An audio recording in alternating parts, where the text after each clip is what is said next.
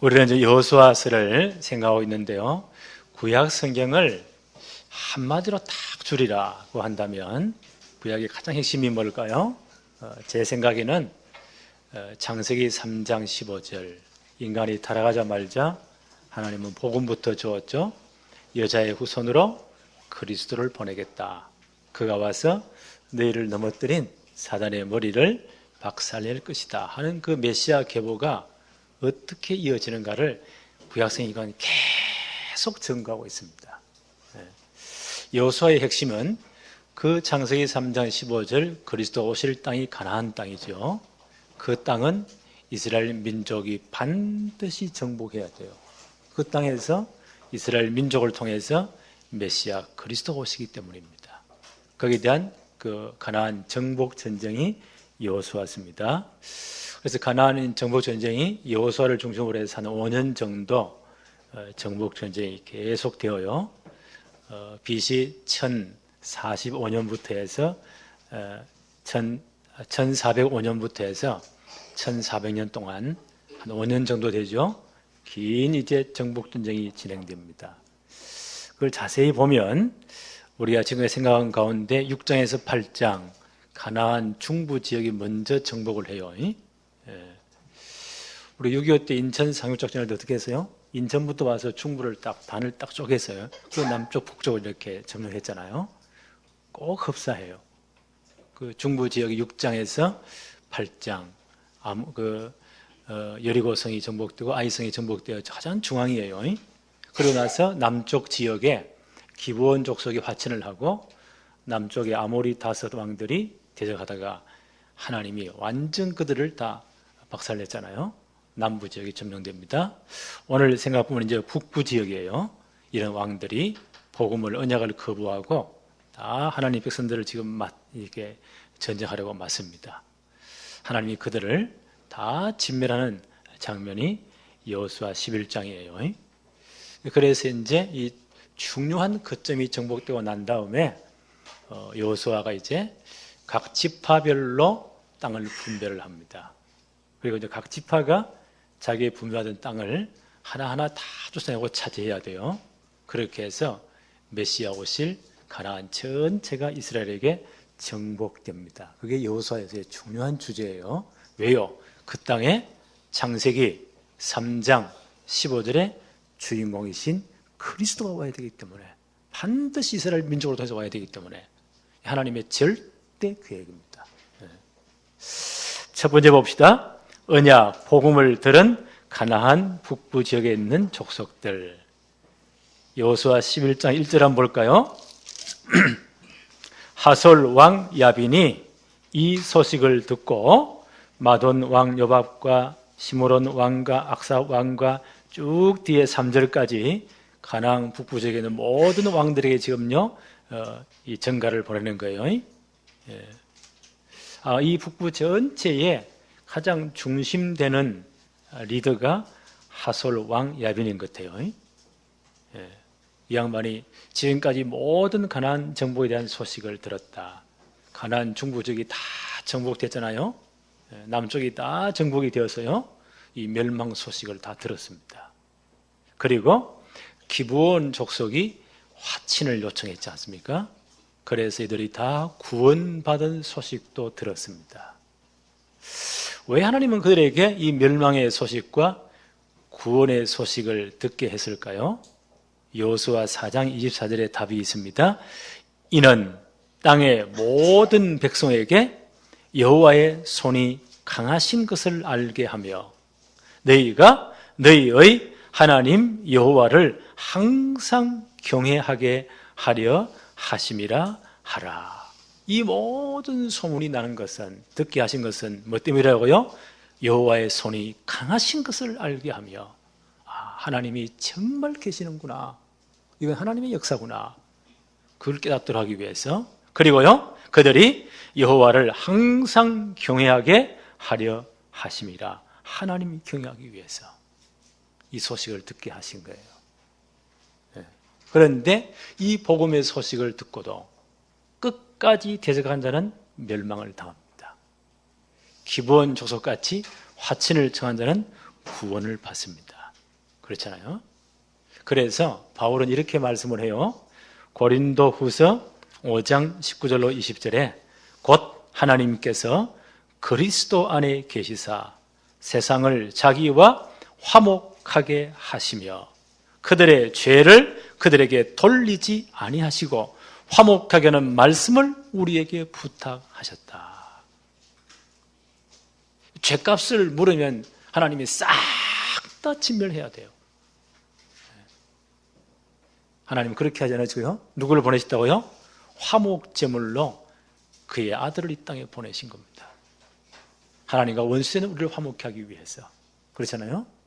그래서 그 구약 시대에 창조부터 해서 예수님 십자가 사건, 이 구약 시대라고 하죠.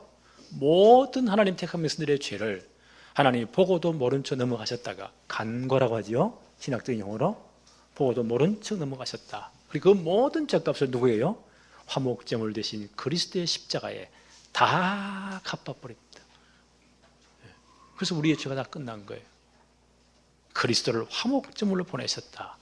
그들의 죄를 그들에게 돌리지 아니하셨다. 이게 복음이에요. 그래서 이제 누구든지 예수 그리스도 이름 부르는 자는 하나님과 화목해 되는 이 축복을 받는 겁니다. 고린도후서 5장 20절에 그러므로 우리가 그리스도를 대신하여 사신이 되어 하나님이 우리를 통하여 너희를 권면하시는 것 같이 그리스도를 대신하여 간청하노니 너희는 하나님과 화목하라. 이 복음 듣고 하나님과 화목해라. 진짜 하나님께 항복해라는 거예요. 복음 듣고. 고린도후서 6장 1절 2절에 우리가 하나님과 함께 일하는 자로서 너희를 권하노니 하나님의 은혜를 헛되이 받지 말아라. 하나님이 이 큰 은혜가 임했잖아요. 이 구원의 소식을 듣게 하셨잖아요. 이 은혜를 헛되이 받지 말아라. 이러시되 내가 은혜 베풀 때에 너희에게 듣고 구원의 날에 너를 도왔다 하셨으니 보라 지금은 은혜 받을 만한 때요 보라 지금은 구원의 날이로다. 하나님 이 모든 가난한 속에 왜 이 소식을 듣게 하셨을까요? 이걸 진짜 하나님의 은혜를 바로 알고 하나님과 화친하라고 빨리 와서 항복하라고. 지금 왜 우리가 복음 전해야 되죠? 빨리 와서 하나님과 화친하라고. 지금이 은혜 받을 만한 때요 지금이 구원의 날이에요. 그렇잖아요. 이제 우리는 이 하나님을 대신해서 하나님과 화목해라. 이 복음의 전파자로 우리를 부른 것입니다. 그런데 이 소식을 듣고도요 끝까지 강팍한 자들이 있습니다. 이 가나안 북부 지역 전체를 대표하는 왕이 하솔 왕 야빈이라고 했죠. 이 소식을 듣고 모든 걸 다 들었어요. 그리고 어떡합니까? 가나안 북부의 모든 왕들을 다 모아놓고는 이스라엘과 전쟁을 벌입니다. 사도로즈를 한번 볼까요? 그들이 그 모든 군대를 거느리고 나왔으니 백성이 많아 해변에 수많은 모래 같고 말과 병거도 심히 많았으며 이 힘을 다 모아 이스라엘 지금 대적하고 있습니다. 5절에 이 왕들이 모두 모여 나와서 이스라엘과 싸우려고 메롬 물가에 함께 진쳤더라. 이들은 하나님과 화친하지 않습니다. 이 복음의 소식을 거부합니다. 6절 한번 볼까요? 여호와께서 여호수아에게 이르시되 그들로 말미암아 두려워하지 말라. 내일 이맘때에 내가 그들을 이스라엘 앞에 넘겨주어 몰살시킬 것이다. 하나님이 단호히 말씀하십니다. 하나님과 화친을 거부한 자들, 그렇죠? 그들이 숫자가 아무리 많다 할지라도 내가 내일 이맘때에 그들을 너희에게 넘겨주어 줄 것이고 몰살시킬 것이다. 하나님 말씀 그대로 되었어요. 16절 17절 한번 보세요. 여호수아가 이같이 그 온 땅과 온 땅 곧 산지와 온 네겝과 고센 온 땅과 평지와 아라바와 이스라엘 산지와 평지를 점령하였으니 곧 세일로 올라가는 한락산에서부터 헤브론 산 아래 레바논 골짜기 바알가까지라. 그들의 왕들을 모두 잡아 쳐 죽였으며 대적하는 모든 자를 하나님이 다 진멸하게 하십니다. 18절에요. 여호수아가 그 모든 왕들과 싸운 지가 오랫동안이라. 아까 말씀드렸죠. 한 5년 정도 이런 정복 전쟁이 벌어집니다. 정확한 연수를 말씀드리면 예수님 오시기 전 BC라고 하죠. 1405년부터 해서 1400년 동안 5년 동안 그 모든 땅의 중요한 거점이 하나님을 반대하는 언약 백성을 반대하는 자들 하나님은 싹 다 멸해버립니다.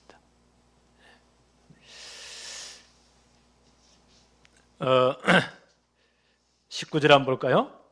기브온 주민 히위 족속 외에는 기브온은 이스라엘과 화친했잖아요. 이 사람들 외에는 이스라엘 자손과 화친한 성읍이 하나도 없고 이스라엘 자손이 싸워서 다 점령하였다. 하나님과 화친하지 않은 자들은 싹 다 멸망됩니다. 20절 한번 볼까요? 그들의 마음이 완악하여. 왜 그들이 하나님과 화친하지 않습니까? 이스라엘과 왜 화친하지 않습니까? 왜 복음을 받아들이지 않습니까? 20절에 그들의 마음이 완악하여 이스라엘을 대적하여 싸우러 온 것은 여호와께서 그리하게 하신 것이다. 이 해석을 잘해야 돼요. 언약을 복음을 듣고 끝까지 거부한 자들 하나님은 그들의 강팍한 상태로 내어버려 두십니다. 하나님 그렇게 하세요. 이 복음을 듣고도 이 구원의 소식을 듣고도 이 멸망의 소식을 듣고도 그들이 화친하지 않습니다. 오히려 강팍하게 되어서요 이스라엘을 치러 전쟁하려고 모든 군대를 모읍니다. 언약을 듣고도 복음을 듣고도 끝까지 거부한 자들 하나님은 강팍한 상태로 그들을 내버려 두십니다. 바울은 이렇게 말합니다. 로마서 1장 18절로 20절에 하나님의 진노가 불의로 진리를 막는 사람들의 모든 경건치 않음과 불의에 대하여 하늘로부터 나타난다. 왜냐하면 이는 하나님을 알만한 것이 그들 속에 보임이라. 하나님께서 이를 그들에게 보이셨다고 했어요. 절대 핑계할 수가 없어요. 이 우주 만물 전체 하나님의 살아계심을 하나님의 창조하심을 증거하고 있어요. 로마서 1장 20절에는 창세로부터 그의 보이지 아니하는 것들 곧 그의 영원하신 능력과 신성이 그가 만드신 만물에 분명히 보여 알려졌나니 그러므로 그들이 핑계하지 못할지니라. 이 모든 우주 만물 전체가 하나님의 살아계심을 이게 하나님의 창조물임을 분명히 증거한다는 거예요. 그래서 진짜 똑똑한 사람들은요 많은 천재 물리학자들 가운데 이 천문학을 연구하는 사람들이 이 광활한 우주 전체를 볼 때 결국 그들이 하나님 앞에 손을 든대요. 아, 하나님의 창조물이구나. 과연 하나님이 살아계시는구나. 진짜 제대로 연구한 사람들은 이건 하나님의 작품이구나 라고 하나님께 무릎을 꿇은대요. 절대로 그들이 핑계할 수 없습니다. 나는 못 믿겠다. 절대 핑계할 수 없습니다. 21절 로마서 1장 21절에는 이렇게 말합니다. 하나님을 알되 하나님을 영화롭게도 아니하며 감사하지도 아니하고 오히려 그 생각이 허망하여져서 미련한 마음이 어두워졌다. 이 어리석은 사람은 이렇습니다. 하나님을 알만한 것이 온 우주 만물 하나님의 그 손길이 있다, 깃들이 있거든요.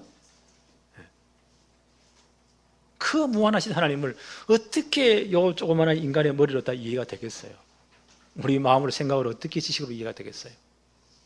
근데 어리석은 인간들이 뭐라고 말합니까? 하나님 없다는 거예요.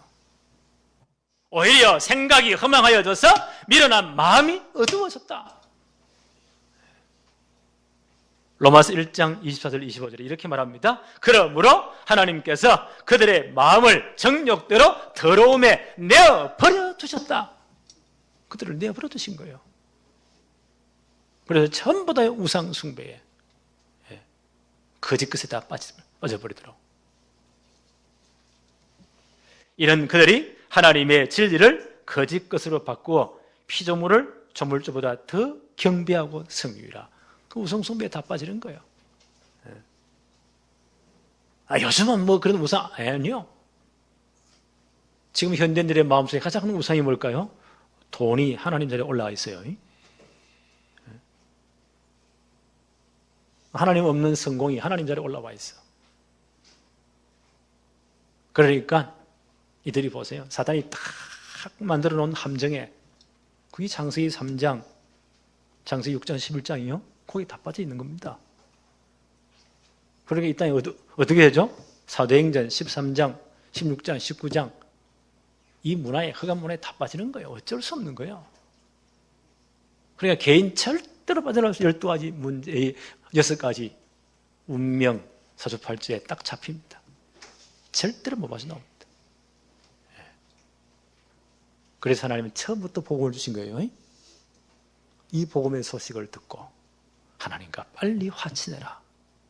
지금이 은혜 받을 만한 때요. 지금이 구원의 날이로다. 이 소식을 듣고도 끝까지 강팍하여 거부한다. 하나님은 강팍한 그대로 내버려 두십니다. 그런데 왜 우리가 복음 전해야 되죠? 그들이 핑계하지 못하도록. 그래서 우리가 복음 전할 때 안 받아들여도요, 절대 낙심할 이유가 없어요. 하나님이 내버려 둔 자거나 아니면요, 하나님의 때가 아니거나 아직까지 영생을 주시기로 작정되었음에도 아직 때가 아니거나 하나님 완전 버려두신 자거나 아니면 진짜 하나님 선택한 자는요, 복음 듣고 회개하고 돌아오게 되어 있습니다. 그래서 우리가 늘 기도하면서 복음을 전해봐야 돼요. 거부한다, 절대 낙심할 이유가 없어요. 진짜 복음의 정도는 두 가지 반응 나타난다고 했죠. 하나는 회개하고 돌아오거나, 하나는요 끝까지 반대하고 막 핍박하거나. 둘 중 하나예요. 그러나 그들은 마지막 날 절대로 핑계할 수가 없어요. 그래서 우리가 늘 복음을 준비하고 전도하는 거예요. 그들이 거부한다, 내가 잘못한 게 절대 아니에요. 어떻게 전할까요? 여러분 깨달은 만큼만 증거하세요. 하나님 분명히 역사하실 겁니다. 세 번째 봅시다. 그 땅에 전쟁이 거친 승리의 원동력. 여호수아 11장 21절 한번 볼까요? 그때 여호수아가 가서 산지와 헤브론과 드빌과 전 이스라엘 땅이에요. 그 가나안 땅 전체를 다 그 성읍들을 진멸하고 하나님께 바쳤다. 23절 이와 같이 여호와께서 모세에게 말씀하신 대로 그 온 땅을 점령하여 이스라엘 지파의 구분에 따라 기업으로 주매 그 땅에 전쟁이 거쳤더라. 가나안의 모든 중요한 거점들이 다 정복되는 거예요. 그런데 어떻게 했다고요? 여호와께서 모세에게 말씀하신 대로. 자기 멋대로 한 게 아니에요. 어떻게 했다고요? 여호와께서 모세에게 말씀하신 대로 그 온 땅을 점령하였다. 이스라엘 각 지파에 분배하는 거예요. 그 작업이 지금 시작되는 거예요. 그 땅에 전쟁이 거쳤다. 그 땅에 전쟁이 거친 모든 중요한 거점을 정복하는 승리의 원동력이 뭘까요? 여호와께서 모세에게 말씀하신 대로 그들은 철저히 말씀을 따라갔습니다. 15절 한번 볼까요?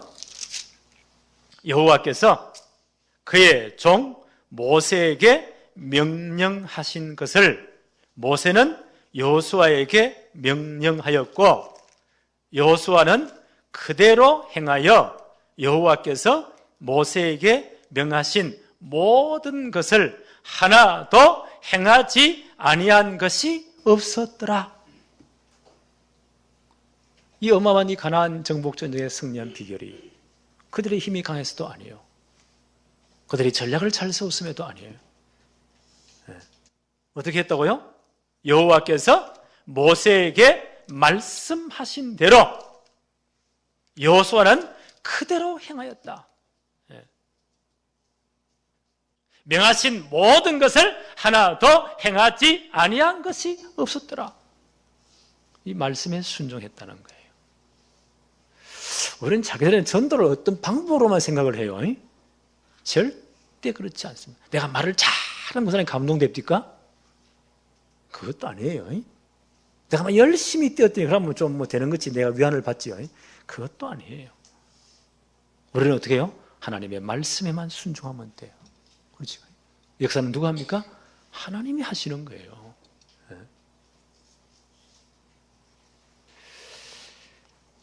23절에도 결론을 이렇게 지었죠. 이와 같이 여호수아가 여호와께서 모세에게 말씀하신 대로 순종하였는데 그 땅을 다 점령했다. 그리고 전쟁이 그쳤다. 예. 이게 우리의 신앙 되어지기를 바랍니다. 예. 그래서요, 시대마다 성경과 교회사를 잘 보세요.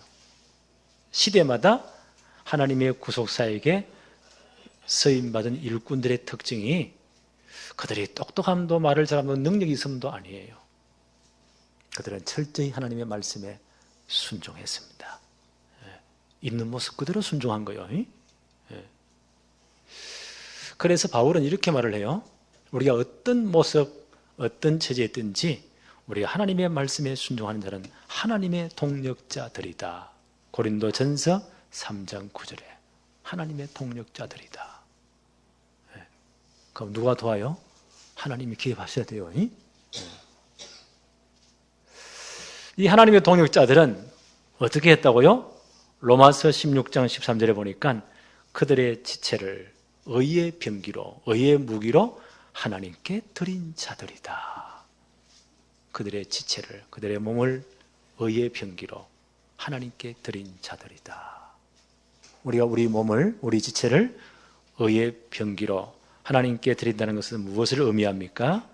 바울의 말을 좀 더 살펴봐야 되겠어요. 디모데 전서 1장 18절. 이 디모데는 바울이 아들같이 여기는 제자지요.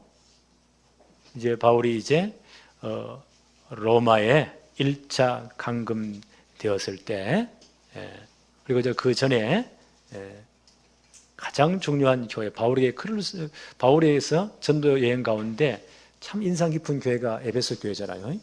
그 에베소 교회에 바울이 그 감금될 당시 네로 황제 재판을 기다리고 있잖아요. 그때에 디모데를 그 에베소 교회 목회자로 파송한 겁니다. 그분에게 이렇게 말씀을 해요. 디모데전서 1장 18절에 아들 디모데야, 내가 너에게 이 교훈으로서 명하노니 전에 너를 지도한 예언을 따라 그것으로 선한 싸움을 싸우라. 너에게 지시한 예언을 따라 하나님의 말씀을 전개해줬잖아요. 그 말씀을 붙잡고 선한 싸움을 싸우라. 에베소 교회에 목회하는 그에게 내가 너 몸을 의의 병기로 하나님께 드리는 것은 말씀을 붙잡고 선한 싸움을 싸우는 것이다. 그 선한 싸움이 뭘까요? 디모데 전서 4장 12절로 13절에 바울은 계속 이렇게 말을 합니다. 누구든지 내 연소함을 업신여기지 못하게 하고, 아마 이때 디모데가 나이가 젊은 목회자인 것 같아요. 그 내 연소함을, 나이 자금을 업신여기지 못하게 하고 오직 말과 행실과 사랑과 믿음과 정절에 있어 믿는 자에게 본이 되고, 내가 이럴 때까지 읽는 것, 말씀을 읽는 것, 말씀을 권하는 것, 가르치는 것에 전념을 해라. 그러니까 하나님의 동력자로 부름받은 바울이 가장 아끼는 아들 같은 제자 디모데 목사를 에베소 교회에 파송하시면서 파송해놓고는 네가 진짜 의의 변결 하나님께 너를 드리는 방법이 뭐냐? 네가 믿음의 삶을 사오는 것이 뭐냐? 너는 내가 갈 때까지 하나님의 말씀을 읽는 것, 이 말씀을 권하는 것, 이 말씀을 가르치는 것에 전념해라. 이것이 네가 싸울 믿음의 선한 싸움이다. 이것이 네가 네 지체를 하나님께 의의 편기로 드리는 것이다. 하나님과 동력자의 중요한 사역이다. 라고 말씀을 하세요. 네. 그래서 우리가 말씀을 읽는 것이 굉장히 중요해요. 네. 그리고 그 말씀 함께 권하는 것, 서로 포럼하는 것, 그 말씀을 가르치는 것, 이게 믿음의 선한 싸움이라고 바울은 표현합니다. 그리고 우리 몸을 의의 지체로 하나님께 드리는 것이라고 그렇게 바울은 설명합니다. 그래서 우리는 이 말씀을 잘 붙잡아야 돼요. 예배 때마다 우리는 말씀을 듣잖아요. 그럼 온 마음을 다해서 하나님 말씀을 바로 들어야 돼요. 그렇죠? 그리고 목사는 이 말씀을 정말 있는 그대로 제대로 잘 가르쳐야 돼요. 그래서 저는 예화도 말씀에 도움이 되면 하지 그렇게 많이 하지 마라. 여러분이 설교를 다 듣고 나서 야 오늘 목사님이 진짜 웃기는 이야기 했다, 재밌었다, 그것만 생각납니까? 그럼 내 설교는 실패한 거예요.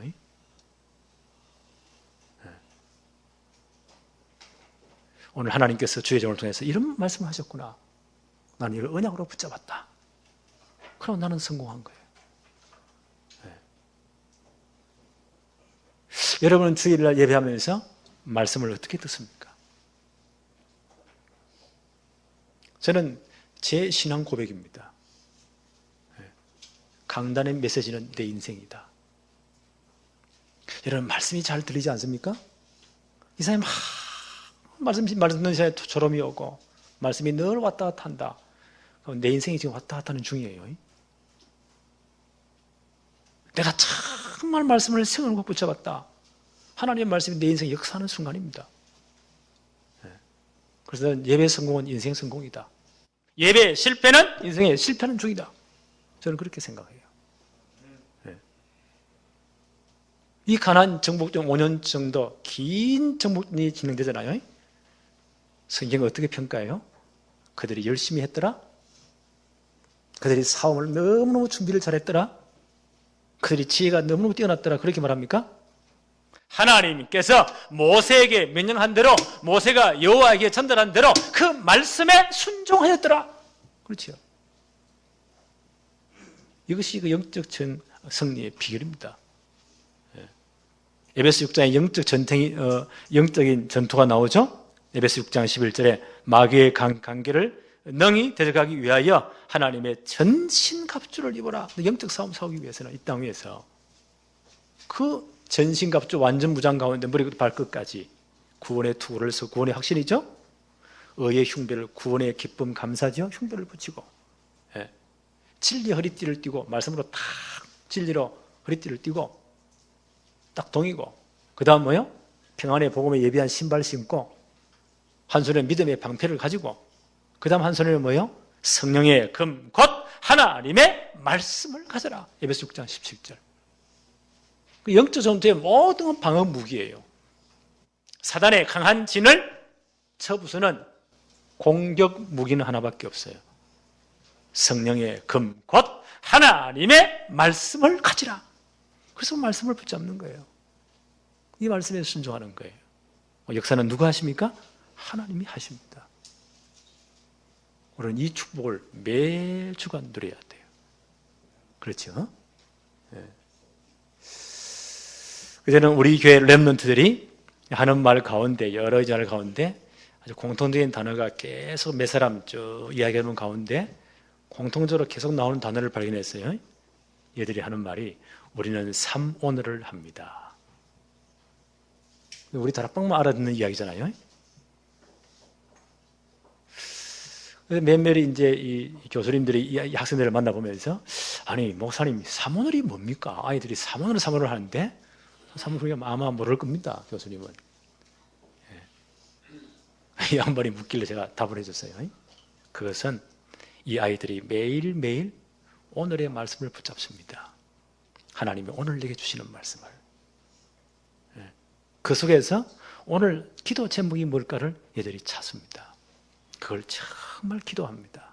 그리고 오늘 내가 이 말씀을 누구에게 풀어보고 전달할까? 그리고 누구에게 이 말씀을 전달하고 복음 전할까? 그걸 조금 생각하고 그걸 실천합니다. 이것을 삼오늘이라고 합니다. 이 양반이 눈이 이만큼 됐어요. 요즘에 그런 아이들이 있느냐고. 우리 아이들은 전혀 이런 게 없다. 우리 아이도 연전 멍하 있는데 목사님 교회 아이들은 그러냐고. 우리는 다 100% 그렇게 합니다. 이 양반이 부러워 죽으려고 해요. 이게 우리 교회 수준이요. 네. 그래서 하나님의 분명한 축복이다 이거는.